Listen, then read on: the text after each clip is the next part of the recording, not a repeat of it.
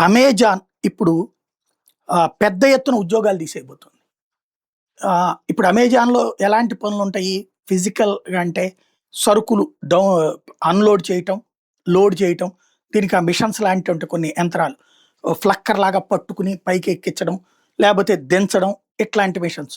ఈ మిషన్‌ని ఆపరేట్ అంటే అదొక వెహికల్‌లో మన ప్రొక్లైనర్‌లు ఇట్లాగ ఎట్టుంటాయో అట్లాంటిదనమాట. వాటిటి ద్వారానే చేస్తా ఉంటుంటారు.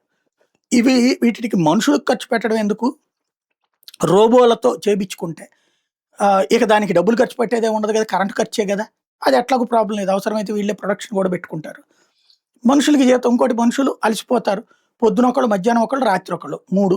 అదే ఆ యంత్రం అయితే ఇప్పుడు ఇదే మనిషి ఆ సరుకులు తీసుకెళ్ళేందుకు మిషన్ ఏమి డీలా పడదు గదా! అది కంటిన్యూగా ఉంటది గదా! అట్లాగే ఇవి గూడా కంటిన్యూగా పనిచేస్తాయి. కాబట్టి రోబోలని కొని 2030 నాటికి దాదాపుగా 6,00,000 ఉద్యోగాల్ని పక్కన పెట్టేసి కంప్లీట్ ఈ వైపుకి వెళ్ళడానికి సిద్ధపడుతోంది. రోబోల వైపుకి అన్నటువంటిది ఇప్పుడు పెద్ద చర్చనీయాంశం అవుతుంది.